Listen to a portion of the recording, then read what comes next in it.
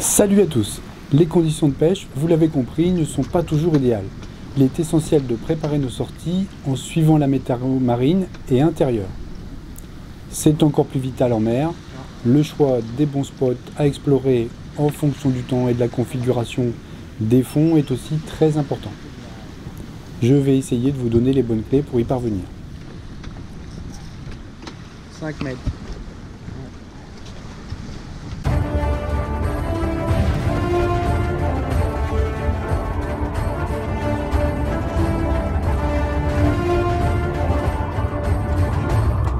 Nous allons d'abord étudier la météo.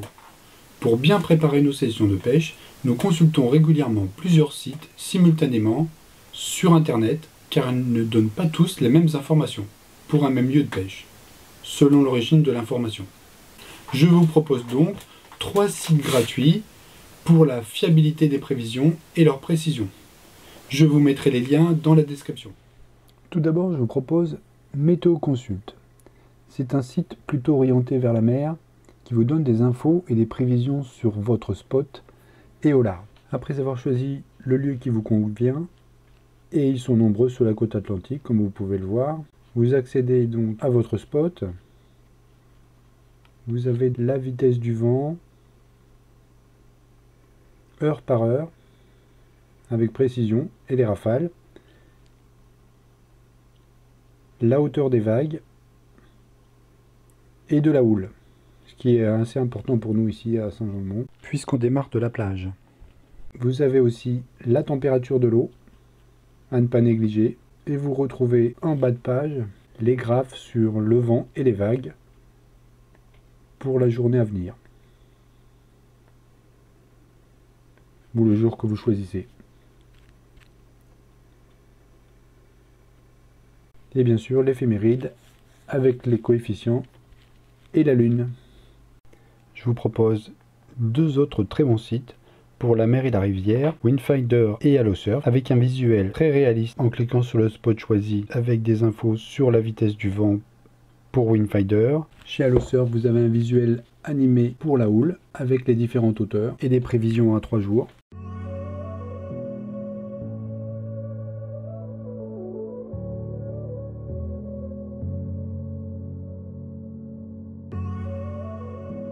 Vous pouvez aussi avoir en graphe les différentes infos.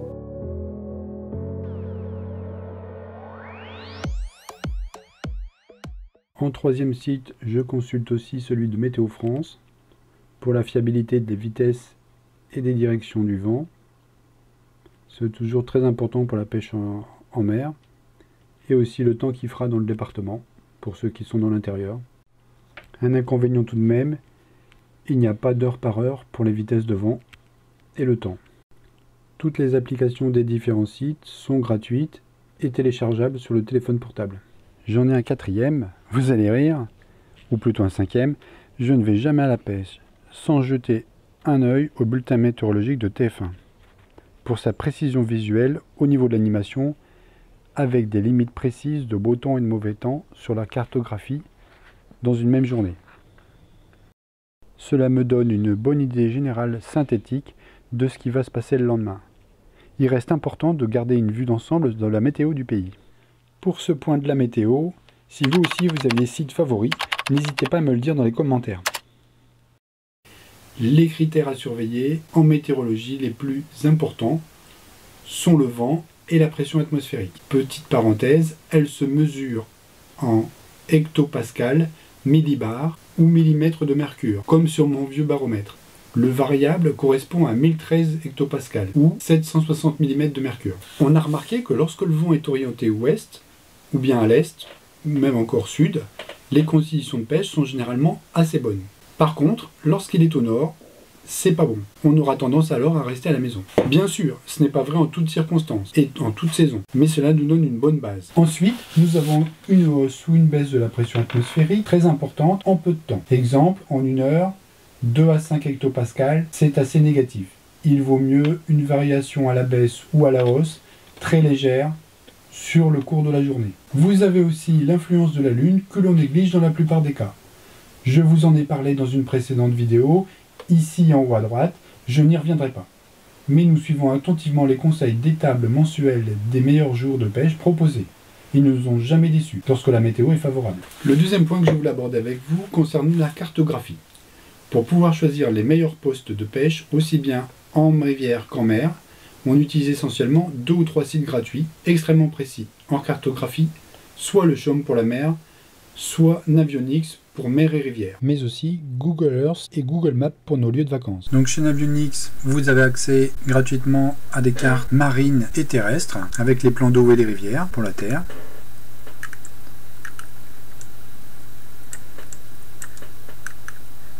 Donc ici, on a le lac de barrage de Saint-Étienne-Cantalès.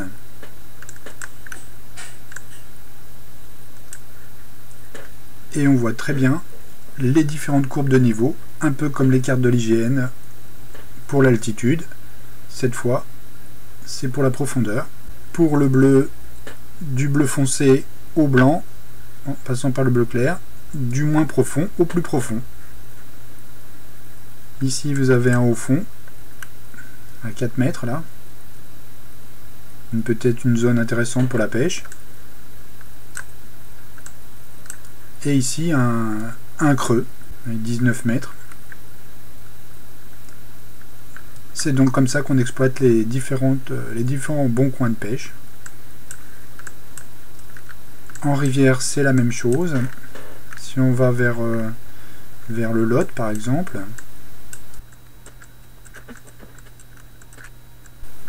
on aura aussi les différents endroits intéressants. Toujours pareil, du bleu foncé au bleu clair, en fonction de la profondeur, et les hauts fonds ou les îlots présents sur la rivière, comme ici.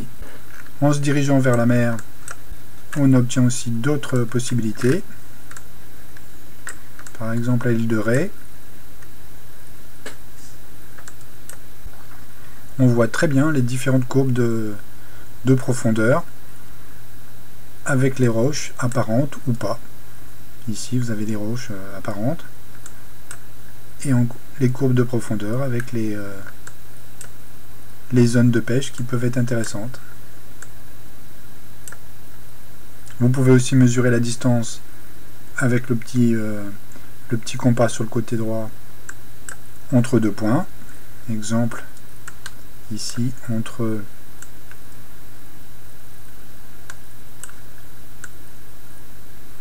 cette épave et le bord ici. Vous pouvez remarquer aussi que vous avez les épaves qui sont proposées gratuitement sur la carte. En cliquant sur menu, vous obtenez différentes couches possibles de calque à ajouter. Si vous voulez, je vous ferai un tutoriel uniquement pour ça, spécifiquement pour la cartographie marine. Indiquez-le moi dans les commentaires. Pour ceux qui sont en rivière exclusivement, Google Maps et Google Earth vous fourniront de présurensiennement. Allons du côté de Saint-Étienne pour changer un peu.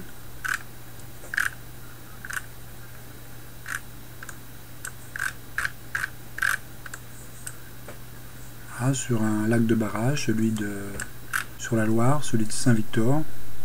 Donc Google Maps vous donne les différents endroits pour accéder sur la carte. Avec la vision satellite, vous avez une vue un peu plus précise de la zone avec l'île de Grandjean, les petits ruisseaux qui alimentent le barrage, la base nautique. Ça vous donne une bonne vue d'ensemble pour les zones à explorer pour la pêche. En glissant sur Google Earth directement, vous n'avez même pas besoin de télécharger le programme. Vous avez aussi accès, pour la vision satellite, aux zones de pêche de tout à l'heure. On voit d'ailleurs beaucoup mieux les profondeurs qu'avec Google Maps. C'est tellement vrai que vous pouvez même voir les pêcheurs à l'œuvre. Impressionnant quand même. Je vous mets les liens de tous ces sites gratuits, bien sûr, dans la description. C'est l'ensemble de ces sites que je consulte avec mes compères, suivant nos sorties de pêche. On optimise ainsi notre temps de pêche, qui est forcément toujours limité par plein de critères, aussi bien en mer qu'en rivière. Concernant la météo, nous avons remarqué ces 2 ou 3 dernières années que les prévisions en été sont de mauvaise qualité. Est-ce que nos ingénieurs de météo partent en vacances, ou est-ce que le temps est devenu si instable qu'il est quasiment impossible de prévoir à 2 ou 3 jours. N'hésitez pas à me dire ce que vous en pensez dans les commentaires.